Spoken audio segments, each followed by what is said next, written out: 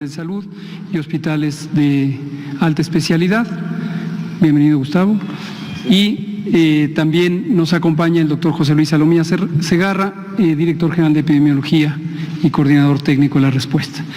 Hoy nos vamos a enfocar a dos cosas: el informe técnico diario, y después vamos a enfatizar el mensaje que dimos en la mañana sobre el momento de oportunidad que nos lleva a entrar a la fase 2 con una anticipación de aproximadamente 15 días con las medidas de mitigación de transmisión comunitaria, y vamos a mostrarlo gráficamente en comparación con otros países, y también vamos a recordar cuáles son las medidas de sana distancia.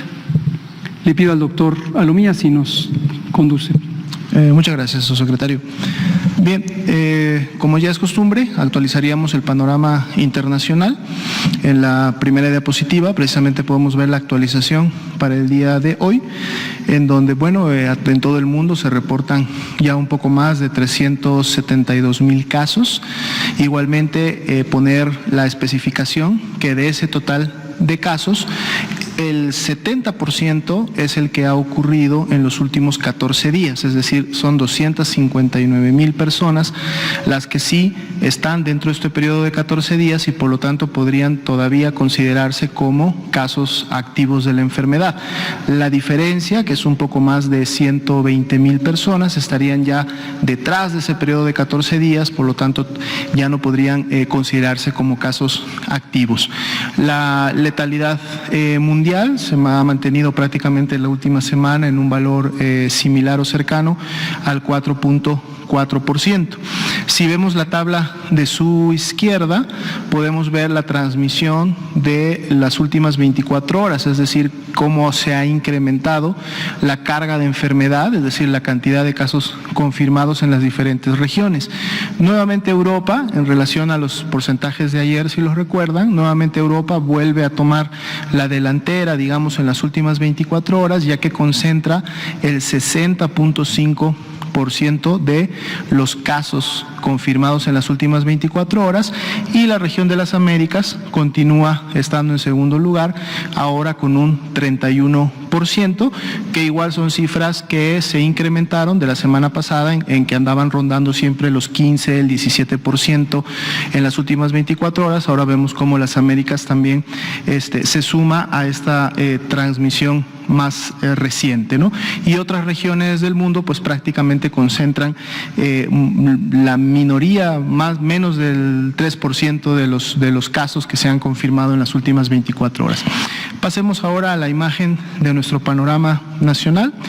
El día de hoy actualizamos a 405 casos confirmados. Pueden ustedes notar en el mapa de distribución el color más oscuro, lógicamente representa, en base a la escala que ustedes ven ahí, representan la mayor carga de enfermedad por estado.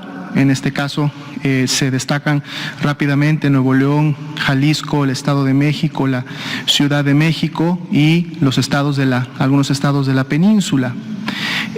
Tlaxcala lo pueden ver en color blanco. Esto significa que Tlaxcala no tiene ningún caso confirmado, ¿sí? Por eso está de ese color.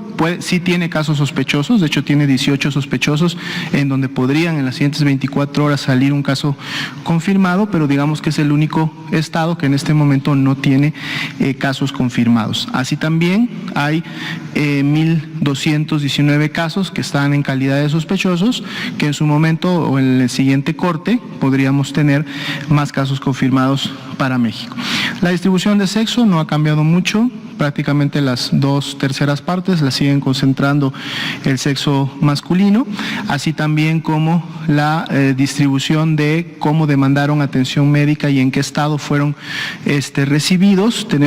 Continuamos con ese 10% que requirió algún tipo de atención en un segundo nivel, es decir, que requirió ingresar. No necesariamente todos se quedaron hospitalizados, pero seguimos por lo mismo con un 90% de personas que que su atención fue de tipo ambulatoria y que su evolución, porque el estatus de los casos positivos que vemos en la parte inferior izquierda tiene que ver con la evolución o cuál es el estado de los casos confirmados en las últimas 24 horas, es decir, independientemente de cómo llegaron, cómo siguen. Y vemos que el 88%, la gran mayoría de los casos, se ha mantenido en atención ambulatoria o después de que la recibieron se mantuvieron en sus domicilios, y vemos también ahí las proporciones de los casos que en su momento tuvieron sí algún tipo de hospitalización, pero por ejemplo el 7% de ellos es estable, es decir, la mayoría de estos casos que ingresaron sí a un segundo nivel lo hicieron en un estado clínico que se considera estable, es decir, no complicado, no grave, aunque tenemos lógicamente también proporciones de graves que representan el 2%. En la siguiente diapositiva, es una diapositiva también nueva, informativa, tiene que ver precisamente con el tema de las defunciones. En esta diapositiva vamos a estar en su momento actualizando este dato, y ustedes pueden encontrar, por ejemplo, el porcentaje de comorbilidades que tenían las personas que lamentablemente fallecieron: 60% obesidad, 60% diabetes, un 40% de hipertensión, así también como 20% la insuficiencia renal crónica y la enfermedad pulmonar obstructiva crónica, que aparece ahí con el nombre de EPOC. Encuentran la distribución por estado donde ocurrió la defunción: 3 en Ciudad de México, 2 en Durango, una en Durango, y una en Jalisco. Igualmente la distribución por sexo. De hecho, la defunción que se suma en las últimas 24 horas es precisamente una persona del sexo femenino, y también ven la distribución por institución de atención, o en este caso de ocurrencia, es decir, dónde sucedió la defunción como tal. Entonces, una tabla también que en su momento pretende brindar la información, en este caso poblacional, de cómo están ocurriendo también estas lamentables defunciones. Y bueno, con esta nueva defunción, la letalidad en México sería del 1.2%, la cual se encuentra todavía muy por debajo de lo observado a nivel internacional e inclusive en otros países. Señor subsecretario. Perfecto. Muchas gracias, doctora Alomía. A continuación, me voy a permitir ponerme de pie para explicarles, compartir con ustedes aquí presentes y allá a la ciudadanía mexicana este momento tan valioso de oportunidad que México pudo tomar por estar preparado desde el inicio de esta epidemia en China, en la primera semana de enero, y haber empezado tan tempranamente los trabajos de preparación. Los trabajos de preparación, como lo hemos relatado, implican múltiples áreas, desde el monitoreo, el alertamiento temprano, que fue el elemento que nos permitió activar toda la conjunción de esfuerzos, y también toda la fase de preparación en salud pública para considerar de manera amplia y sistemática todo el repertorio de intervenciones, de prevención, de control que están involucradas en el manejo y la disminución de riesgos de una enfermedad epidémica, infecciosa, emergente como es COVID.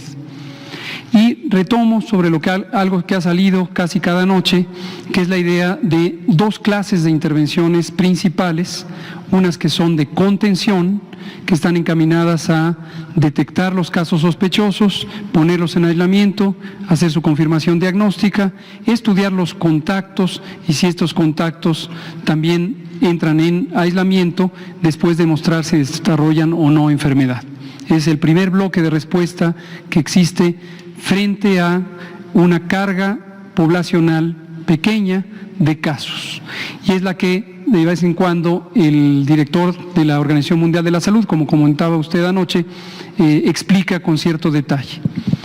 En un momento dado, como también hemos comentado, la cantidad de casos empieza a aumentar, dado que las medidas de contención no logran tener un control absoluto de la epidemia.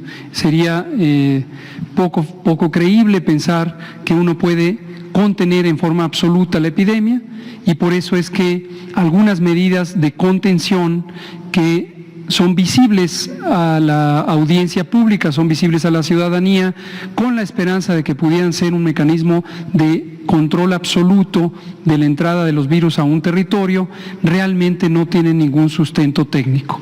Hemos dicho abiertamente que medidas como el cierre de fronteras, el cierre de aeropuertos, la suspensión de operaciones de los puertos marítimos, puertos aéreos, puertos terrestres, no tiene en la historia de las epidemias una demostración de que sirva para eliminar por completo la posibilidad de que el virus ingrese.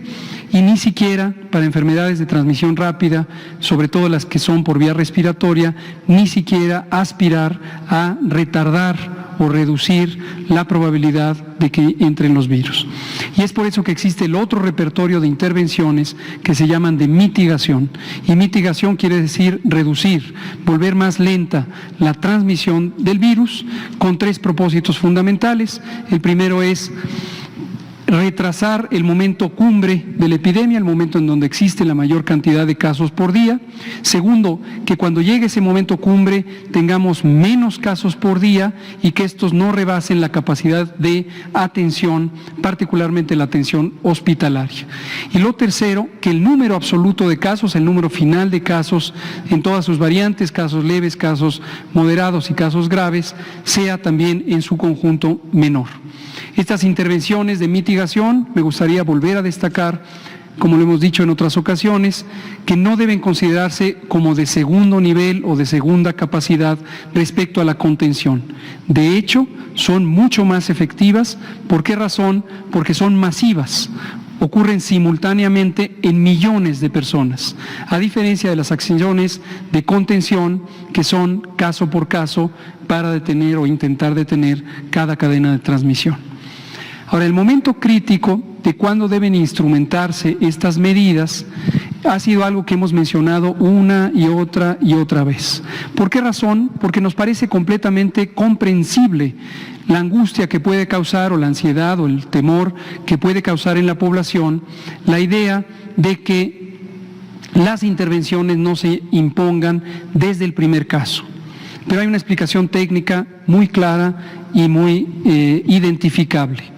Si uno impone las medidas de mitigación demasiado temprano, estas medidas tienen muy poca utilidad. ¿Por qué muy poca utilidad? Porque vamos a pensar, cuando viene el primer caso, tenemos en el caso de la población mexicana, más de 127 millones de habitantes. Cuando tenemos el primer caso, tendríamos que inhibir, restringir, limitar el movimiento de las personas para evitar la potencia de infección de un caso. ¿Cuál es esa potencia de infección? Técnicamente conocida como número básico de reproducción, son 2 a 3 casos. Entonces la consecuencia sería muy grande comparada con el beneficio. ¿Por qué razón? Porque las medidas de mitigación implican restringir la movilidad de las personas y eso lleva a suspender de manera masiva actividades sociales, actividades económicas y todas las actividades de la vida diaria en todas las personas involucradas, millones. Entonces el rendimiento de prevenir 3 casos por la consecuencia de afectar la vida de millones, desde luego queda fuera de toda proporción. Sin embargo, conforme empiezan a aparecer los casos y existen contagios, llega un momento en que hay que tomar una decisión crucial, el momento exacto de iniciar estas medidas. Esto lo hemos dicho una y otra vez, insisto, porque a veces la preocupación pública, que siempre es muy legítima, está separada de lo que puede ser la realidad técnica del control de una epidemia. Y eso es lo que quiero mostrar de manera gráfica, con datos reales. Estos no son modelos matemáticos, estos son los datos reales de las curvas epidémicas de los casos acumulados en algunos países que en este momento, hoy 24 de marzo, están enfrentando los más grandes retos de control de la epidemia. España, Italia, Francia, Alemania, Estados Unidos y también está México, con quien vamos a comparar. Una curva epidémica, como hemos dicho, puede estar representada por el número de casos diarios o puede estar representada por el número de casos que se van sumando cada vez. Y es esta tipo de representación la que se ve aquí. Aquí tenemos el 23 de enero de 2020 y tenemos ningún caso, y estos países en general entre la cuarta semana de febrero y la primera semana de enero y la primera semana de febrero, es decir, aquí Estados Unidos tuvo su primer caso el 25 de enero, aquí, y los otros países en la primera semana de febrero. Y aquí estuvieron con una transmisión lenta. Un caso, no casos, ninguno, un caso, ninguno, un caso, 2 casos, ninguno, 3 casos, etc. Hasta que llegaron a un punto, y lo voy a ilustrar con la curva de Italia, en donde empezaron a tener un cambio más rápido, y cada vez más rápido, y cada vez más rápido, y cada vez más rápido en el número de casos que se van acumulando día por día, porque la cantidad de casos de cada día se fue multiplicando. Quiero hacer notar aquí la proporción, el tamaño. La escala máxima es 60,000 casos. Está ilustrado hasta allá arriba y son datos reales de lo que tiene Italia. Hasta ayer tenía un poco más de 59,000 casos. Ahí está la curva epidemiológica de Italia. Aquí está la de España y los demás países, y aquí está la de México, hasta el momento. No olvidar que México entró en la epidemia un mes después, mientras que el primer caso en esos países fue el 25 de enero o los primeros días de febrero. En México el primer caso fue el 27 de febrero. Eso también da una diferencia muy importante, como ha sido a veces la inquietud pública en México, ¿por qué no estamos haciendo ya las mismas medidas de Italia o de España o de Estados Unidos? En primer lugar, porque estamos en la situación que esos países tenían un mes atrás. Ahora veamos en la siguiente diapositiva, vamos a recortar la curva en 10,000. Ahí está. Es un detalle de las mismas curvas, para poder ver el comportamiento de lo que ocurre cuando hay muy pocos casos. Volvemos a lo mismo, tenían un caso, ningún caso, pocos casos, hasta que empezaron en los últimos días de febrero, cuando México tuvo su primer caso, ellos empezaron a escalar la velocidad de cambio, la velocidad de suma de casos, porque los casos diarios iban aumentando rápidamente. Aquí está donde México empezó, concretamente aquí México el primer caso, cuando Italia ya estaba empezando a tener la fase rápida de aumento en el número de casos. Y posteriormente, mientras México se había mantenido con pocos casos, Italia, Estados Unidos, Francia, España ya estaban en esta fase de crecimiento rápido. Un elemento crucial, volvemos al planteamiento, es ¿cuándo es el momento oportuno? Estos países hoy están intentando contener una epidemia que ya estaba extremadamente acelerada.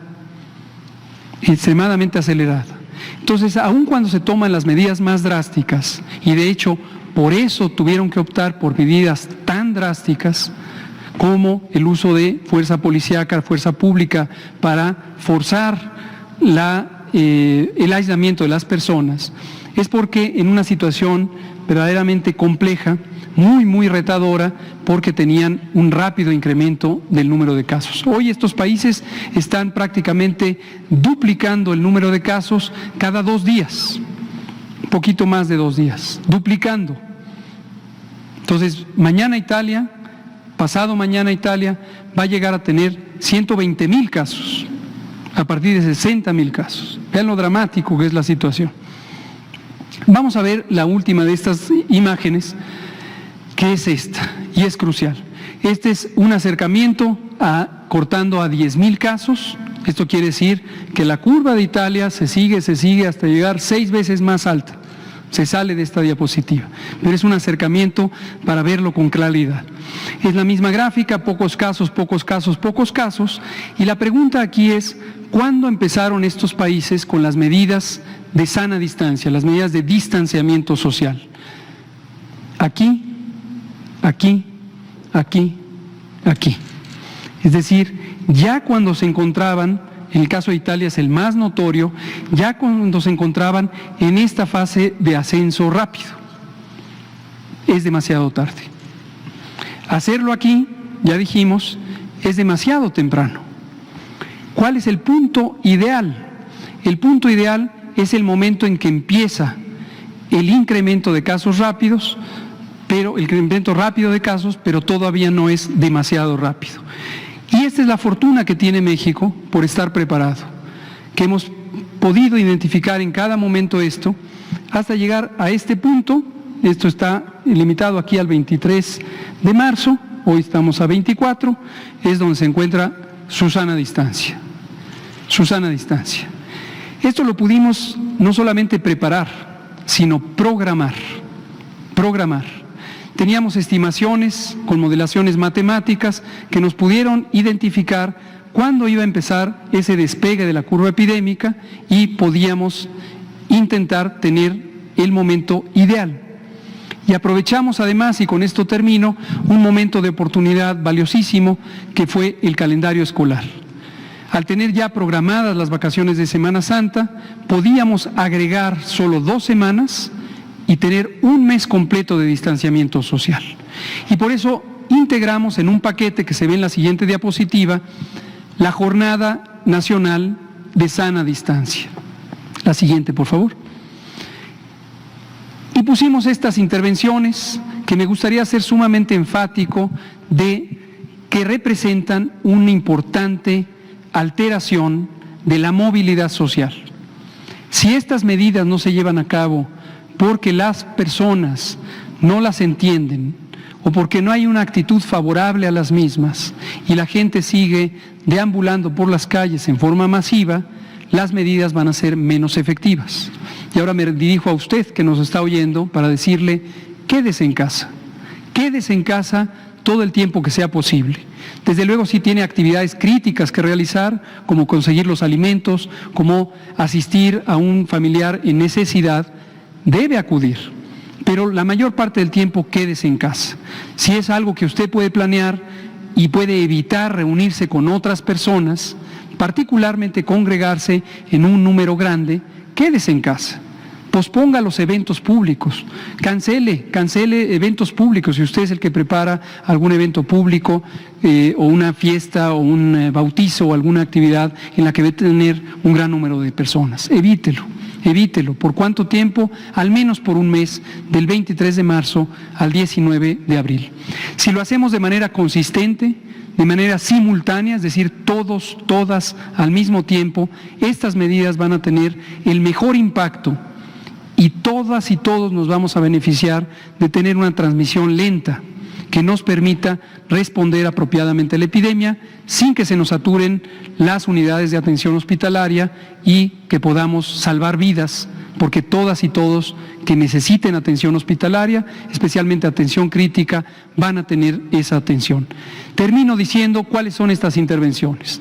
Énfasis importante en personas adultas mayores. Hemos dicho una y otra vez que las personas adultas mayores, a partir de los 65 años, tienen un cambio muy rápido en la probabilidad de complicarse. Hay que proteger a nuestros adultos mayores. ¿De qué manera? Primero, que se queden en casa.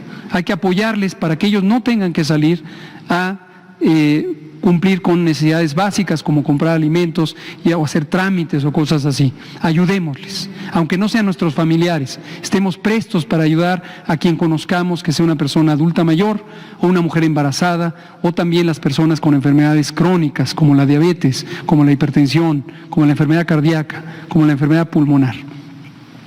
Y además hay que estar atentos a esas personas, porque estas personas, con las características que acabo de mencionar, si presentaran COVID, independientemente de que se les confirme o no el diagnóstico, solamente por tener los síntomas y tener estas condiciones de riesgo, debemos considerar que pueden complicarse. Tienen una mayor probabilidad de complicarse y debemos atender a que no se compliquen, que reciban valoraciones médicas. Segundo, la suspensión de clases en todo el sistema educativo nacional, en todos los niveles, en todo el territorio, en escuelas públicas, privadas o sociales.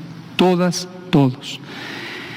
La reprogramación de eventos de más de 100 personas, 101 personas, lo vamos a considerar una multitud y vamos a evitar que ocurran este tipo de eventos que congregan masivamente a las personas. Suspender también temporalmente actividades laborales que impliquen la movilización de personas, es decir, el transporte, ir de la casa al trabajo y del trabajo a la casa. No queremos que eso ocurra porque eso implica que una persona con síntomas y que tuviera COVID va a estar propagando el virus. Y una persona sin síntomas se puede encontrar con alguien que le contagie y queremos prevenir también que se contagie. Entonces, en primer lugar, queremos prevenir que las personas que realizan esas actividades laborales se contagien, en especial adultos mayores y personas con enfermedad crónica, pero además, al quedarse en casa, están protegiendo a todas y todos los demás porque disminuyen la transmisión de una persona a la otra. Y por último, intensificar las medidas básicas de prevención que hay que tenerlas siempre presentes. Lavarse las manos repetidamente con agua y jabón, 20, 30 veces al día. Evitar saludar de mano, de beso o de abrazo. Saludemos solo con el corazón y con una respetuosa reverencia. Y si las personas llegaran a enfermar, cubrir boca y nariz con un pañuelo al toser o estornudar o con el antebrazo.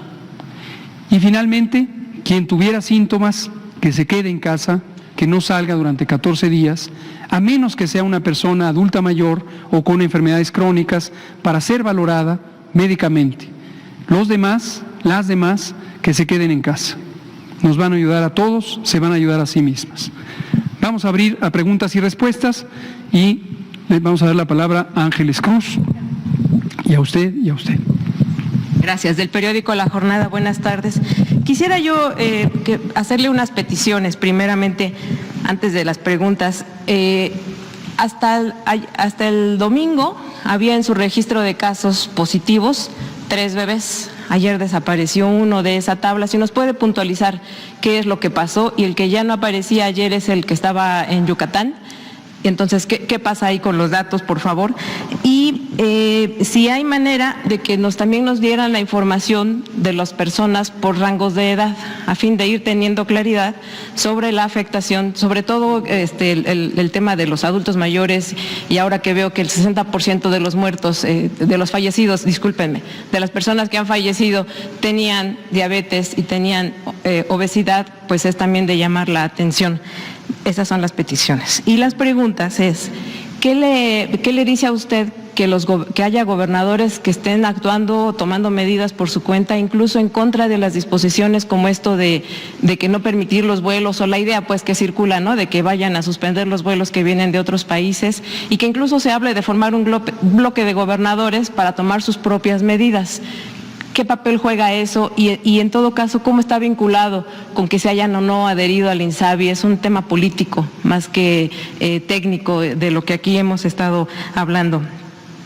Sobre lo que anunciaron en la mañana los médicos del bienestar que están buscando contratar, la pregunta que tengo es, los que ya tienen identificados, los que se inscribieron, que eran más de 5,000 si no me equivoco, ¿no funcionarían para atender en esta emergencia, o cuál es la situación que están enfrentando? Muchas gracias. Con mucho gusto, Ángeles. Efectivamente, la convocatoria de médicos para el bienestar que habíamos abierto al inicio del año, con la expectativa de contratar hasta 43,000 médicos, médicas y otro personal de salud para el bienestar, ha ido avanzando. Hemos reclutado ya 1,200 personas. Existe todavía un grupo disponible, pero consideramos que algunos especialistas están todavía en necesidad, y de la mañana que abrimos la convocatoria ahorita hemos recibido ya 425 solicitudes de personal especializado en terapia intensiva. Así de exitosa fue la convocatoria, y por esto hemos decidido que vamos a actuar de manera muy acelerada, con el respaldo del presidente, del secretario de Hacienda, para poder hacer estas contrataciones de manera urgente para atender a COVID. Por ahora no hay un límite específico porque depende mucho de la capacidad existente en el país. Hay especialidades que son menos frecuentes en México porque se forma menos gente.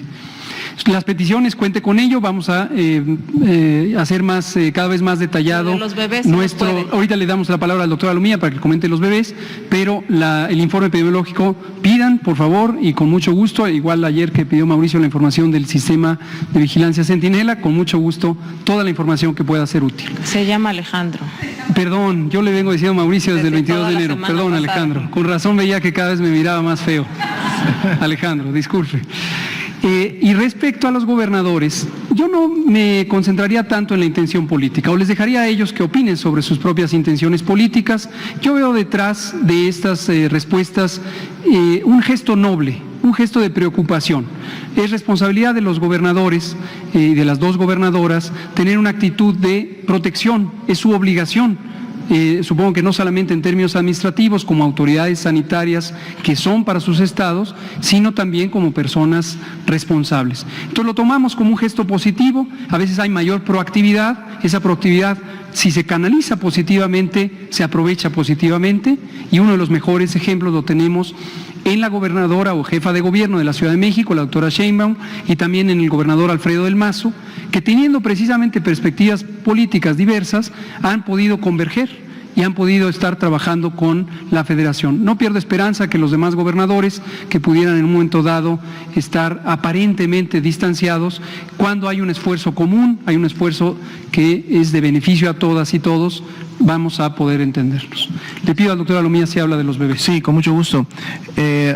Recordando que el Sistema Nacional de Vigilancia Epidemiológica, para poder lógicamente concentrar toda la información que en su momento se notifica, opera en este momento un sistema de información en línea al cual todas las entidades federativas tienen acceso a través de clave y de un nombre de usuario. Por lo tanto, toda la unidad que en su momento detecta un caso ingresa y captura toda la información. Lógicamente, a medida que va incrementándose el número de casos y la cantidad de trabajo, carga de trabajo para toda la red, suelen haber a veces equivocaciones en donde el Estado también tiene toda la capacidad de identificarla y corregirla. Y esto fue lo que pasó. Es una corrección, de hecho, que se hace desde el mismo Estado. El mismo Estado ingresa y corrige la edad. Por lo tanto, ya no tenemos ese menor por corrección directa del Estado. Cuando nosotros hacemos el corte de la base todos los días, si un estado corrigió su información, ese corte va a reflejar la corrección que se haya dado. Entonces son 2 bebés. 2.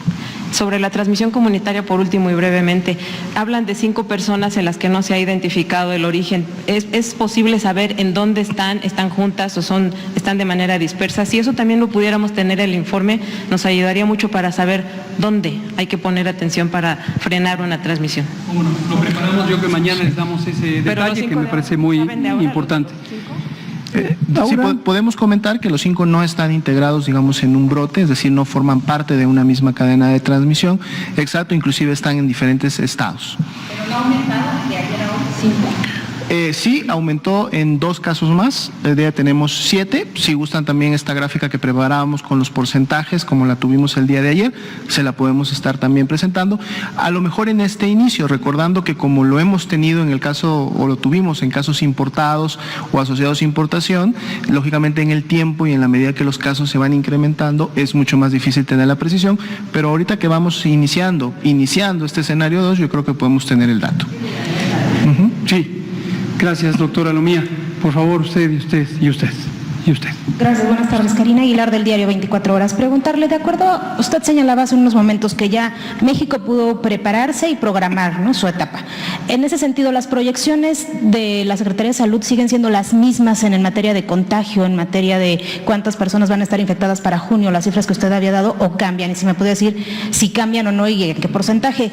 También preguntarle, en las gráficas que nos explicó se ve exponencialmente cómo creció en Europa, sobre todo en Italia y en España, en Alemania. ¿El distanciamiento que están teniendo allá no está funcionando? También que se me pudiera contestar eso, por favor. ¿México o el gobierno federal ha contemplado en algún momento hacer pruebas o tiene contemplado en algún momento hacer estas pruebas rápidas como Corea del Sur? Gracias por las preguntas muy importantes. Contesto primero el tema de pruebas rápidas. Lo mismo pasó en la influenza hace 10 años. Las pruebas rápidas son dispositivos de sospecha diagnóstica que, como su nombre lo indica, se procesan rápidamente y se procesan prácticamente enfrente de la persona enferma, es decir, no necesitan un procesamiento de laboratorio. Pero por lo mismo son pruebas cuya calidad diagnóstica es limitada. Esto son dos propiedades de las pruebas, se llaman técnicamente sensibilidad y especificidad, que son la capacidad de detectar correctamente un caso que es positivo o de detectar como descartado un caso que es negativo. Y estos dos elementos son fundamentales para que la prueba sirva. Si la prueba, por ejemplo, tuviera estas probabilidades de detectar correctamente un caso positivo y un caso negativo en menores al 60 o al 50%, es casi equivalente a echar una moneda al aire y hacer un volado.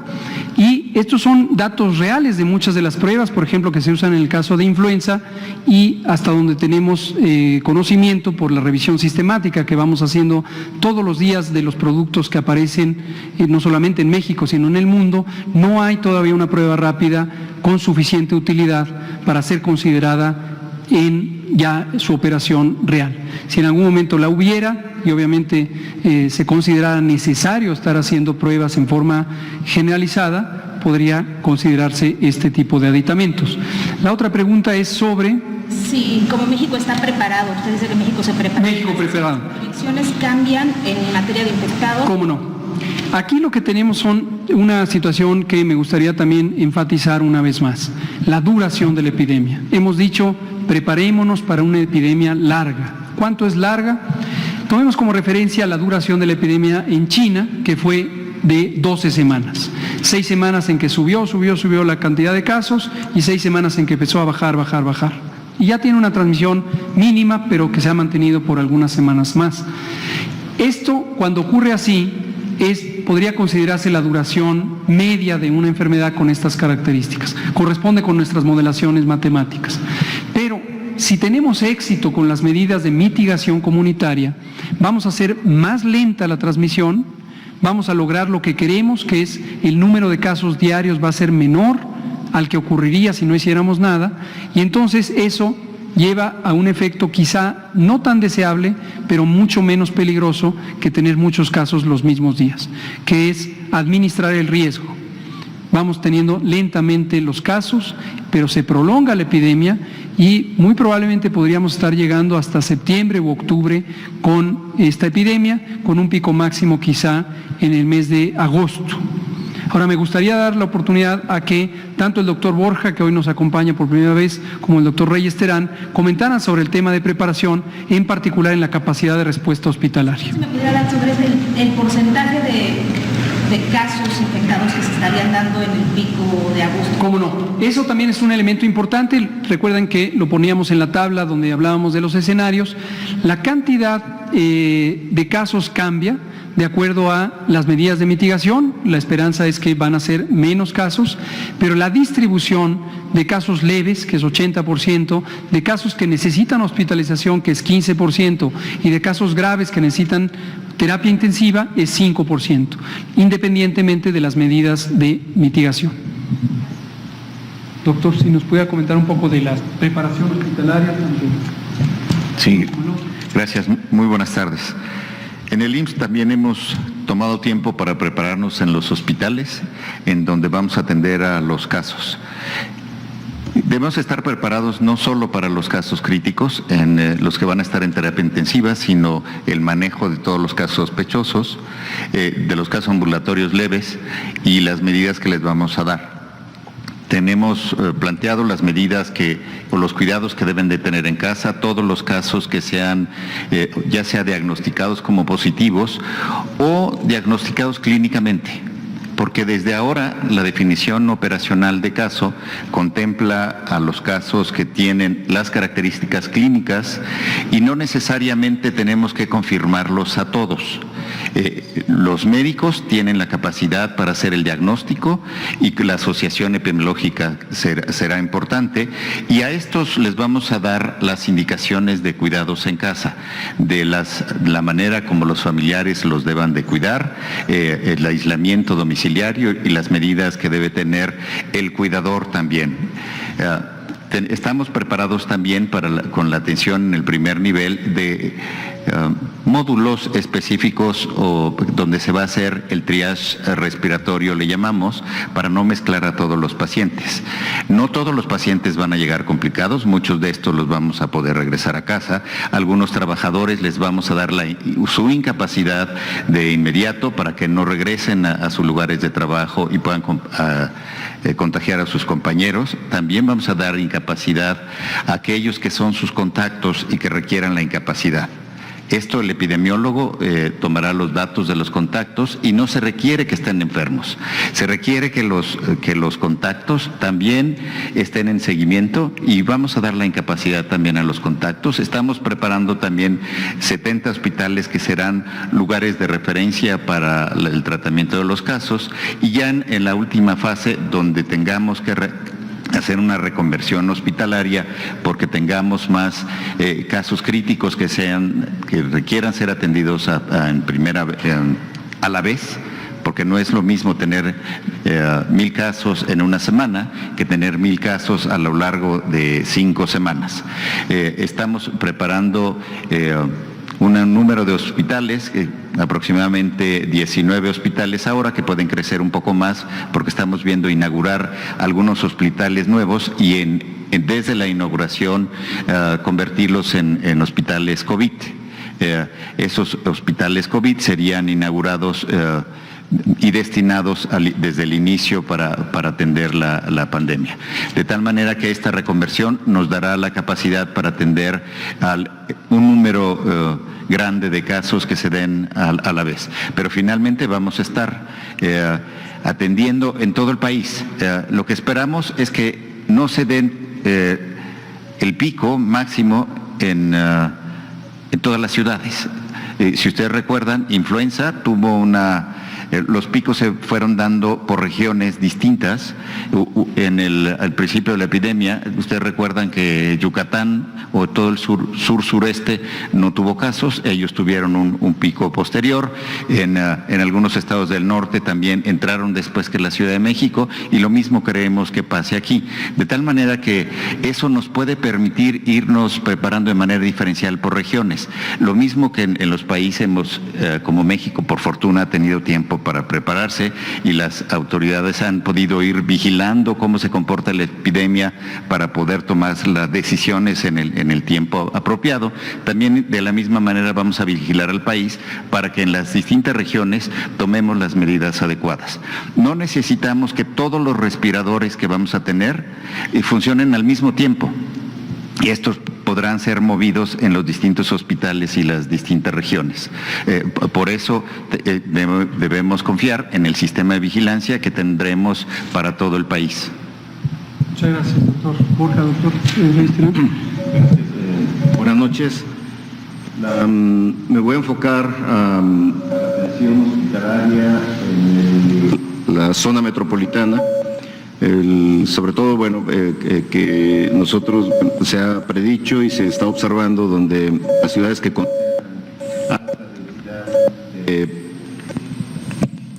una densidad alta de población serán las que probablemente sufran las consecuencias iniciales del y el objetivo general de la preparación. Cambiamos. Cambia el micrófono. Bien, el objetivo general, ¿me escuchan bien? Mejor, ahora. El objetivo general es integrar la respuesta hospitalaria para la atención de pacientes graves por COVID-19. Voy a enfocar en el área metropolitana, como les dije en un principio. Los objetivos específicos es ver la capacidad de respuesta para la atención de pacientes graves de cada uno de los centros hospitalarios, con un foco a los que dependen de la Comisión Coordinadora de los Institutos Nacionales de Salud y hospitales federales y los hospitales regionales de alta especialidad, que además clásicamente han sido los que han enfrentado como una primera línea de defensa para los problemas epidémicos respiratorios, particularmente hablando de influenza, cada año el Instituto Nacional de Enfermedades Respiratorias, por ejemplo, también el Instituto Nacional de Ciencias Médicas y Nutrición, son los que atienden una enorme cantidad de casos y que han enfrentado en ocasiones el sobrecupo y han tenido que reconvertir el hospital, la reconversión hospitalaria, que seguramente es un término que ustedes han escuchado cada vez con mayor frecuencia, no es otra cosa más, es que buscar sitios en el hospital que puedan convertirse en cuartos que puedan atender pacientes en estado crítico, es decir, que tengan capacidad de que se les pueda conectar un ventilador, un monitor y que puedan con los profesionales apropiados dar la atención a los cuidados intensivos, los cuidados críticos de los pacientes que seguramente los tendremos y los estamos teniendo en los hospitales. De hecho, el INER es el instituto que en este momento tiene más pacientes hospitalizados.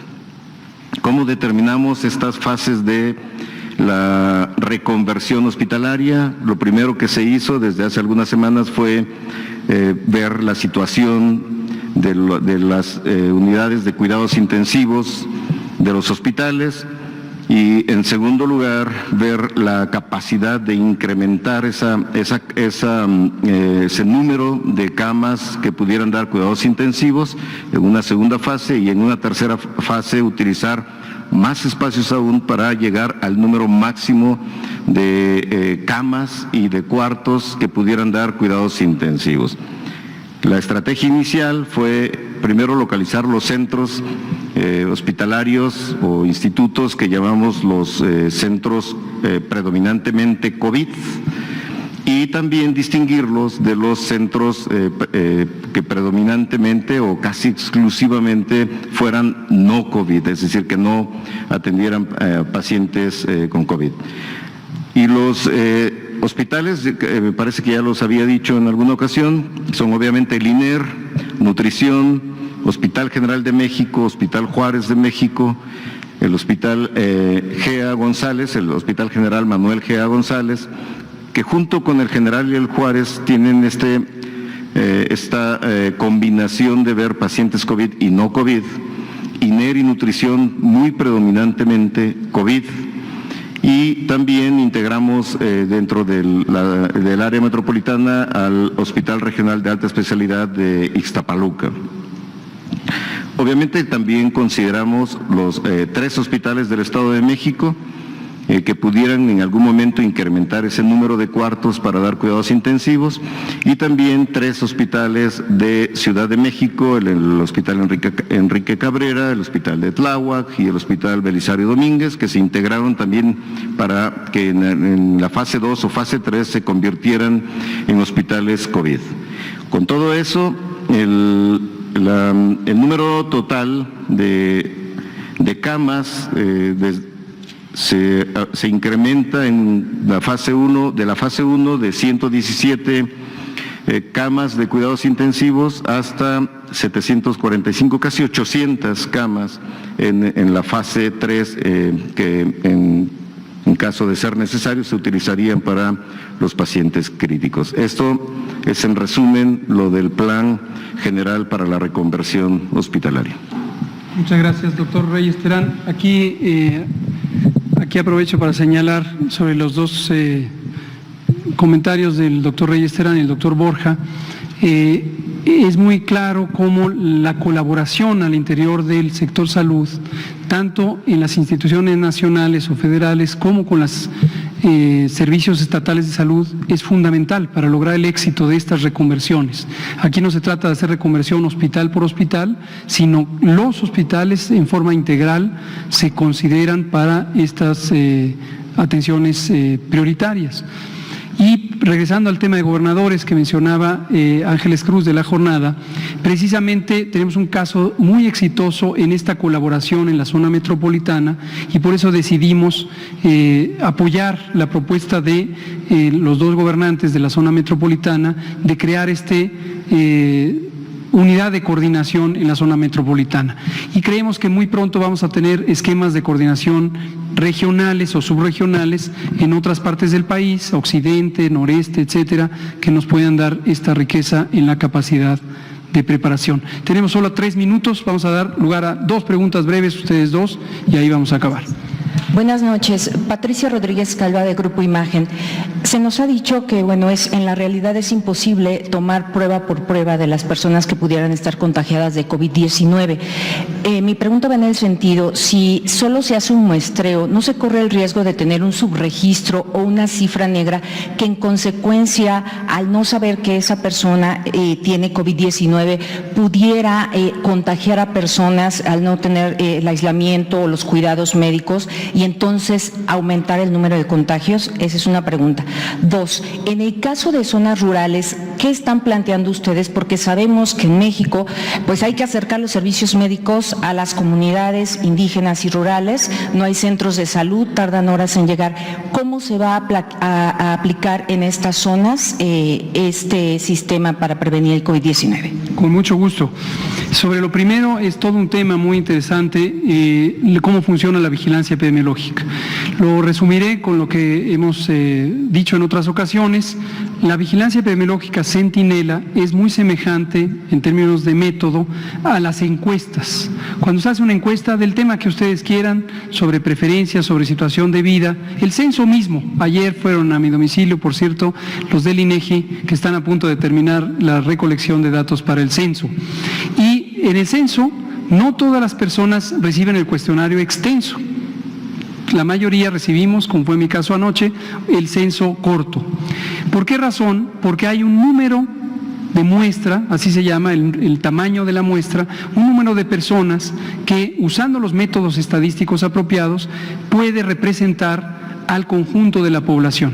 Entonces, estos son métodos que hacen eficiente, no es tanto que no se pueda, es que no es útil ir por cada una de las personas con COVID o con las características demográficas que se buscan en un censo o cualquier otra característica. Sobre las zonas rurales. Así, ¿Corre el riesgo que aumente el contagio al no saber que una persona tiene COVID que no esté registrada, perdón? La respuesta simple es las medidas de contención, como la que describí, que es la medida por excelencia. Esto es precisamente parte de sus limitaciones. Cuando hay muy poquitos casos, y estos casos son rastreables, directamente identificables, con base en sus síntomas, aquí destaco, no necesitamos la prueba para hacer las medidas de contención. Las personas entran en aislamiento tan solo por tener las características que los identifican como casos sospechosos. Entonces, estrictamente no se necesitaría la prueba, porque como dijo el doctor Borja, tanto para el manejo clínico como para la vigilancia se asume que tienen COVID. A partir de ahora, todas las personas con síntomas deben ser consideradas como COVID. Le paso la palabra al doctor Borja, epidemiólogo. A mí me gustaría recomendarles una manera, indicador que no depende de la fracción de muestreo, si hacemos el 50%, al 100% o al 25%. Y ese es el porcentaje de positividad de las pruebas. Actualmente vamos entre el 7 y el 15% de porcentaje de positividad. En algún momento en influenza, en el 2009, creo que llegamos casi al 70% de positividad. Y esto es de todas las muestras procesadas y que ya tienen resultado, ¿cuántas salen positivas? Y eso, si es una muestra grande, es una muestra pequeña, nos permite ir evaluando a lo largo del tiempo también cómo va la positividad. Y una fracción de positividad del 7%, hasta ahora nos dice que vamos empezando y no depende de si hicimos muchas o pocas muestras, si nos indica que vamos empezando en la epidemia. Tranquilamente, tranquilamente. Nos queda un minuto, entonces vamos a responder zonas rurales y terminamos. Gracias. Vamos a dar tiempo nada más para zonas rurales, lo dejamos para mañana. Zonas rurales ha sido muy afortunada por muchísimas razones el apoyo de las Fuerzas Armadas. Las Fuerzas Armadas tienen una extraordinaria experiencia en la planeación del territorio Y esto lo que nos ha permitido es poder identificar cuáles son las rutas de acceso, las rutas de desplazamiento, las separaciones físicas que existen entre los distintos asentamientos humanos que en las zonas rurales suelen ser dispersos. Y con eso estamos planeando, lo que decía el doctor Borja, no va a ocurrir todo al mismo tiempo. Esto va a estar ocurriendo en forma de parches en el territorio nacional, y el planear anticipadamente también es una oportunidad magnífica, porque podemos planear la logística de asistencia, no solamente en términos de salud, sino en otro tipo de asistencia para la vida diaria. No quiero dejar de mencionar los programas sociales del gobierno federal, porque precisamente la Secretaría del Bienestar, la secretaria María Luisa Albores, con su fabuloso equipo, Gabriel García, la subsecretaria Ariadna Montiel, todo el equipo, Adán Peña, tienen muy bien identificado también el territorio, y esto nos permite activar los mecanismos tanto de comunicación del gobierno hacia la población como de la población hacia nosotros, o enlazar incluso el apoyo en el nivel de territorio entre las comunidades. Y esto nos da enormes posibilidades para poder proteger a esta población más vulnerable. Aquí terminamos, muchas gracias, nos vemos mañana.